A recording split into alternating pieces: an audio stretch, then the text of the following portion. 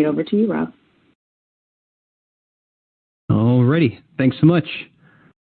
Okay, so the Ryzen 4000G series, as you probably know or may know, we recently introduced these processors for pre-built desktop systems. And of course, they've also been circulating in the market for notebooks, for U series, 4000U series for 15-watt notebooks, and 4000H series for gaming notebooks, 35 to 45 watts. And that takes me to the bigger point for what we view as the entire AMD Ryzen 4000 series. It's been a big project for us. And it's not just notebook or it's not just desktop. It's actually all of those things. We built a single processor designed to be scalable from as low as 10 watts to as high as 65 watts. So we could have a processor design that would satisfy the needs of our pre-built PC customers in multiple markets and in multiple form factors. So going from those ultra-thin notebook designs all the way up to all-in-ones or full-size desktop PCs. And that's the goal of the 4000 series. It's not any one form factor. But as we launch these desktop models, many of the things that make them great are many of the same things that make them great in a notebook too. We have that Zen 2 core architecture, which has significantly increased the amount of performance that we can deliver with every CPU core, certainly higher clock speeds as well. We're bringing in that faster 7-nanometer Vega graphics, which allows us to extract 60% more performance out of every single graphics core that we have on the device generationally. So if we had 5 graphics cores last year, just hypothetically speaking, and 5 graphics cores this year, the 4000G version, that would be 60% faster because we're getting so much more out of every graphics core that we put into the product. And then finally, raw performance being so key to the user experience. We're delivering up to 2.5 times more raw CPU performance this year. And that factors in the additional core counts, the higher frequencies, and the faster architecture. So when you put that all together, you get a really great notebook CPU, you get a really great desktop CPU, and I want to narrow in on that desktop experience because that's what we're here to talk about today. So as we looked to bring Ryzen 4000G series into the desktop market, we analyzed where we needed to focus, where we could get the biggest return on our investment. And clearly the pre-built PC market was that place for us. Continuing to invest in our OEM relationships is so important for AMD. It's a big market. And to do that, we wanted to give them a unique product, an exclusive product, and that is the 4000G series. And we're doing it in 2 ways. Today, we'll be talking about mostly the consumer side of the equation, and those would be pre-built PCs from OEM customers, some brand names that you're familiar with, Dell, HP, Lenovo. Those are what we mean when we say consumer OEM. But certainly Ryzen Pro is the other half of our desktop business for pre-built PCs. And we're not going to spend much time on that, but Ryzen Pro is another big part of our desktop plans for the 4000G series. And those are going to boutique PC builders who have never really offered Pro branded desktops before, but they're fully capable of making very nice commercial systems on really fast timetables. That's what a boutique builder does well. They can make a PC overnight for you and kind of customize it to your heart's content, and they can make one of them or 1,000 of them. So Ryzen Pro is a great option for them. So what those 2 desktop families share in common, like all 4000G series, is that they are based on 7-nanometer Zen 2, and that is one of the key things that's driving so much performance out of these processors.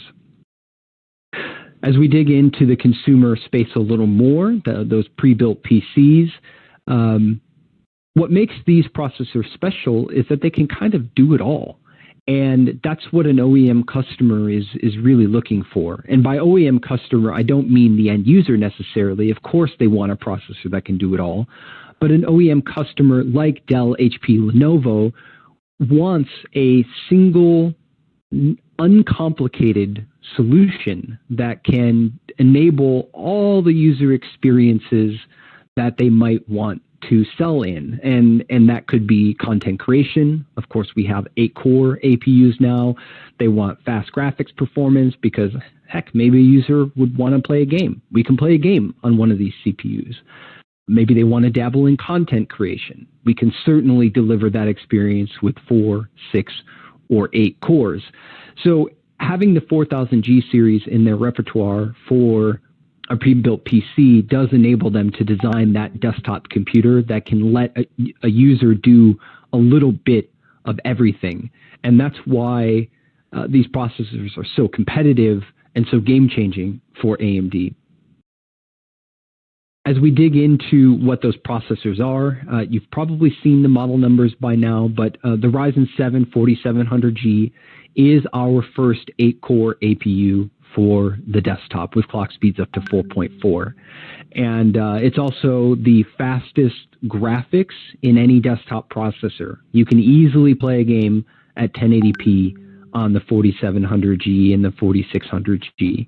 And I'm not going to say that you're going to play gaming at, super ultra high quality settings or anything. That's what discrete graphics cards are for. But you can certainly play at 1080p low to medium at very reasonable frame rates. And I'll show you some data on that later in the presentation. But you can get a good gaming experience out of it. So the Ryzen 5 4600G, last year, our Ryzen 5 APU was 4 cores. This year it's 6. So we're moving up the performance in the Ryzen 5 space as well. And the Ryzen 3 4300G with 4 cores and 8 threads looks suspiciously like last year's Ryzen 5. So everything is moving up in performance as far as the CPU and GPU performance is concerned. We're packing in higher clock speeds on graphics, more cores, more threads, higher frequencies. And then for those pre-built PC customers who need even lower power consumption at 35 watts for really compact form factors, we have the GE equivalents as well, which reduce clock speeds a little bit to bring the TDPs down, but otherwise have the same core and thread count. So we're going to pause here for a minute. I want to pass it back because we've got some trivia questions. We've got some poll questions for us to talk through throughout the presentation today. So all right, y'all. So how will your customers be using the AMD Ryzen 4000G series desktop processors with Radeon Graphics? Please choose all that apply. So will they be using it for esports and gaming, content creation, VR, HD video encoding, desk-side computing, or other? So let us know. We'll give you guys a couple more seconds here to answer this poll question. Alrighty, so let's check out these results.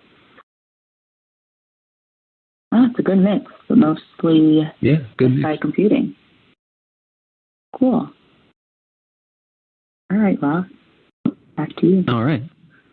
Well, these results actually don't surprise me a whole lot, and the fact that most of these numbers are so competitive with one another speaks to why we designed this processor the way that we did. I see esports and virtual reality and gaming taking up a healthy chunk if you combine them, and that's all graphics performance.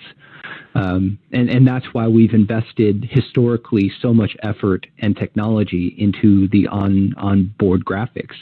And then I see video encoding and desk-side computing, and those are really more CPU-sensitive tasks, content creation too. And so that's why we're moving the core counts up and the frequency up. So you can see that this mix of answers matches the intent of our design in the 4000G series. So let's talk about performance. If you're into gaming, content creation, video encoding, all that stuff, let's look at how we stack up.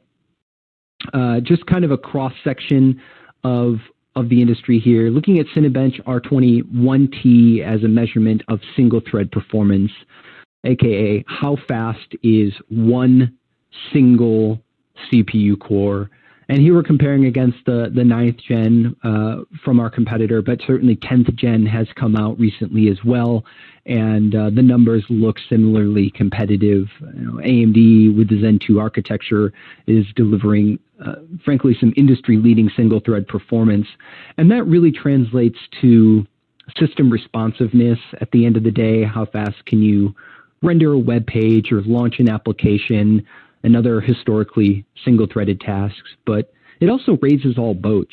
If you can make every single processor core faster, then you can also deliver a great multi-threaded experience as well when you add in more cores. And that takes me to the Cinebench R20 NT as a proxy for 3D ray tracing, but really any sort of multi-threaded content creation app would look similarly. And as a result of our investment in Zen 2 and as a result of our investment in higher core counts that Ryzen has been known for over the past 3 years, we continue to deliver a content creation advantage as well. And then finally, I did talk about that ability to play 1080p games. And 3D Mark Time Spy as a proxy for graphics performance overall, you can see that we stand head and shoulders above our competitors in this market. So if you care about esports or VR or gaming, certainly the 4000G series without a discrete graphics card will be able to deliver a fairly reasonable gaming experience. You can actually play real games like Dota or League of Legends or Counter-Strike Global Offensive, Rocket League, titles that lots of people play. So I want to dig in on the flagship, which is our Ryzen 7 4700G, the first time that we've offered an 8-core, 16-thread APU into the desktop space, and that follows the 4700U, which was the first time we offered an 8-core into the mobile space with graphics on board. And as you would expect, the performance is pretty killer. So taking that generational view here, last year's fastest APU, which is the Ryzen 5 3400G, versus this year's equivalent, the Ryzen 5 4600G, and then putting the cherry on top, our very first 8-core 4700G. And you can see that there's a clear step up across the board. Single thread is faster, multi-thread is a lot faster as a result of going from 4 cores to 6 to 8, and then certainly graphics is also 6 or 20% faster depending on the APU that you choose versus last year. So all of these processors are going to give you a great graphics experience. No question about that. But what really makes the 4000G series special is the substantially increased CPU performance for the customer. So as more people take on content creation every day with free tools that are excellent, by the way, like DaVinci Resolve or Blender, certainly that content creation experience is going to be killer on this product. And then from a gaming perspective, just giving you a head-to-head comparison of what to expect for the Ryzen 7 4700G versus a flagship i7 Ryzen 7 class product from our competitor, and certainly their 10th gen has similar graphics performance. The difference is night and day. On our side, you see playable performance across the board, many times over 60 frames a second, and in games like Dota 2, over 100 frames a second, and that is not the case for our competitor. Many of these titles are unplayable or only barely playable, and that is a practical, easily understood difference between AMD and our competitor, that we offer a graphics experience and a gaming experience that you can see and feel with a playable, smooth game. And then finally, that content creation performance, speaks for itself. The fact that we've gone to 8 cores is really as a direct result of 2 things. One, wanting to drive the industry towards higher content creation performance. That is a deliberate choice from AMD. We think that users are taking on more productivity, more content creation every day, be it, uploading a video to YouTube or just day-to-day work requires more CPU performance, so we're investing in that. And then certainly if users do content creation as a hobby, then 4700G is going to be a great choice, and we're embracing that. Then Ryzen 5, bread and butter of our stack. Most consumers buy in the Ryzen 5 space. It's an amazing combination of price and performance with 6 cores and 12 threads, and doesn't give up a whole lot in graphics performance either. Still very playable. So we'll dig in again.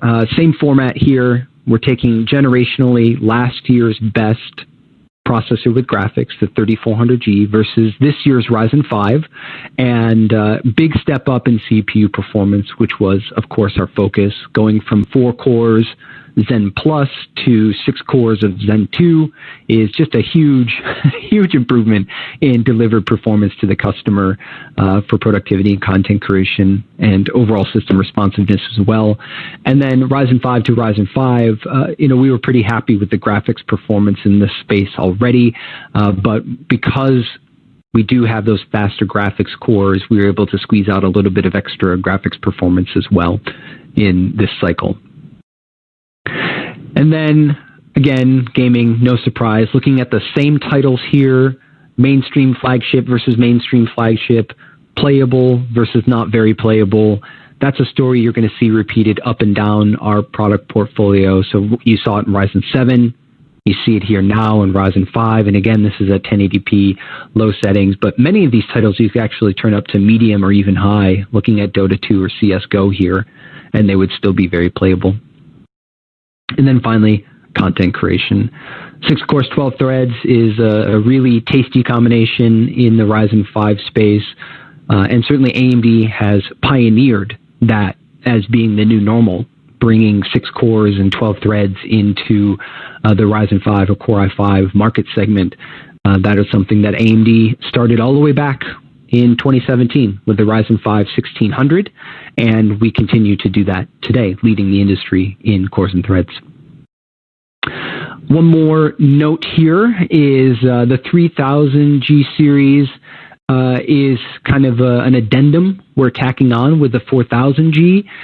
There's a lot of appetite in the market, especially markets like North America and Latin America, for quad-core entry-level solutions as well. So Athlon Gold and Athlon Silver will shore up the bottom of our product portfolio throughout 2020. So if you're buying high-end or mainstream, you'll get the new Ryzen 4000G series. If you're buying entry-level, it's going to be Athlon Gold or Silver. And together, all of these processors fill out our portfolio for mainstream and enthusiast customers. So one other point I wanted to make, because I know this is a hot question, is so what about DIY customers? What are we doing with APUs for DIY customers? I can't go into our overall roadmap, but I can say this. We know that enthusiasts want an upgrade from the 3000G series. We know that there's a lot of interest and appetite for an APU upgrade, and we have something in the works. It's very exciting, but there will absolutely be an upgrade to the 3000G series in the future, and that's all I can say on that, but we completely understand and appreciate that DIY customers want a new APU as well, and I want to reassure you that there is something in the works. So with that, I think we have a video clip up next that kind of perfectly encapsulates what 4000G series is designed to do, so let's roll it.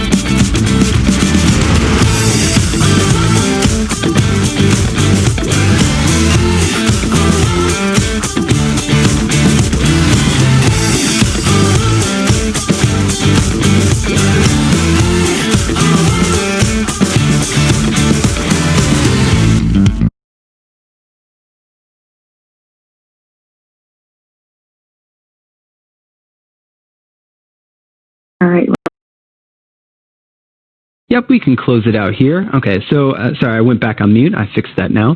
I hope that video gives you a taste of the kind of consumer-facing marketing and messaging we're doing around this product, because at the end of the day, we do have a technological advantage with Zen 2 and with our 7 nanometer manufacturing technology, and we want to connect our technological advantages and experiential advantages to something that a user can understand. So 7 nanometer by itself doesn't mean a lot, but when you translate that, what it means is a processor that's cooler, quieter, faster, more features and technologies in the same design, and so that video kind of summarizes is what we're working on. So to wrap up, 4000G series is a pretty amazing all-rounder in the industry. It has cores, threads, and core performance that's comparable to any enthusiast processor on the market today, but it adds in that graphics that is faster than anybody else on the market by a long shot. You saw numbers that were 100 to 200% higher than anybody else. These processors are available for consumer and commercial pre-built desktop PCs. And then finally, we're already bringing some design wins to the market. The Lenovo Idea Center A540 is one of the first, but there are more coming. And when those vendors are ready to announce their solutions, you'll, of course, see those announcements echoed by AMD. But we're really excited to have these processors in the market because they finally complete the story for what AMD is trying to achieve in the pre-built PC or OEM market with a single set of products, the 4000G series, that span ultra-thin notebooks all the way up to high-performance desktop PCs. And that's it from me for now. Awesome. Thank you so much, Rob. That was a great, informative, and insightful presentation. So let's move on to Q&A. We do have some questions from the audience today that I'm going to get to. And just as a reminder, everyone, please be sure to open up your Q&A widget at the bottom of your screen now and submit your question. All right, Rob, so you mentioned this, you touched on this during the presentation, but if you could elaborate a bit, what are some of the hardware improvements in the Ryzen 4000G series graphics that make it faster than the 3000G series? Ooh, so many. Okay, so they come in a couple categories, I guess. So one of the things is we wanted to increase core count, thread count. I touched on that a couple times. So last year, our processors with graphics were a maximum of 4 cores and 8 threads. And this year, we have a design that is up to 6 cores or up to 8 cores, depending on the market segment. So right there, you get more content creation performance. We also transitioned from our Zen Plus to Zen 2 architecture, which for every CPU core is about 15% faster. So you could call that instructions per cycle or IPC. So we're just getting more out of every core we have on top of adding more cores. And then the graphics side, we made every graphics core, and there are up to 8 of them in these new designs. We made every graphics core 60% faster than last year. So when you put that all together, you've got faster individual cores, more cores, and faster graphics all in the same design, and that's contributing to the performance you see today. Awesome. So it's really the ultimate desktop processor. I think so. I think it's a great I'd agree. Okay, so we have another question here. You mentioned DaVinci Resolve. Is it fully optimized to utilize all of the processing power available in this APU, both in the graphics as well as the CPU side? Yeah, so DaVinci Resolve is primarily a CPU-driven application, though there are a few GPU-driven effects as well. And on the CPU side, it will absolutely scale to all the cores and threads available in the chip. In fact, DaVinci Resolve scales up into the Threadripper class, which is up to 64 cores and 128 threads. It's really, really great from a CPU scalability perspective. On the GPU side, the things that are GPU accelerated in DaVinci Resolve work very nicely on the integrated graphics for this device. So you can absolutely use the graphics cores in DaVinci Resolve as well for the effects that are GPU accelerated. Okay, great. Okay, so we have another question here. Which coolers will come with each Ryzen G CPU? It's kind of a mix, and frankly, I don't remember them off the top of my head, but they're listed on AMD.com. When you go to AMD.com, you can check out each individual model and see which cooler comes included. And OEMs have the option to either use that cooler or use their own solution as well. Or let me just say, pre-built PC manufacturers have the option to choose the AMD cooler or something else as well. Certainly, pre-built vendors have lots of cooling solutions in their assorted in their parts bin already, and they can use one of those just as well as an AMD solution. Wonderful. And we'll get to one more question here. How many system memory AM4 platforms will be ready to share with APU Ryzen G series graphics core for the best visual games? In your opinion, in your experience, what do you think? I think this question is asking how much memory should you reserve from the GPU to give the best gaming experience. So just as some context, when you have an integrated graphics chip, you have to take some of the system memory and set it aside and allocate it to the integrated GPU, and that determines or influences how much performance that integrated graphics device can deliver. In our testing, 1 to 2 gigs is perfectly fine. We have found just a handful of games that require 2 gigs for optimal performance, and pretty much everything else requires just 1. So if you're a pre-built PC builder, my advice is configure the BIOS with 2 gigs and be done with it, because that will ensure that the customer has the best possible experience in any game that they try. And certainly we have technical documentation on that as well to go through what those games are and what benefits the user would have for configuring 2 gigs out of box. Awesome. Well, thank you, Rob. We are just out of time for Q&A today, so if we didn't get a chance to answer your question during the webinar, just feel free to email us using the Contact Us widget at the bottom of your screen. I want to thank you all for joining, and just a few things to highlight before we end this session. Don't forget to utilize our AMD Partner resources. Please visit the AMD Partner Hub for tools and resources you need to sell and market AMD products. We also have AMD Arena, our new incentivized training program where you, our partners, are rewarded for learning.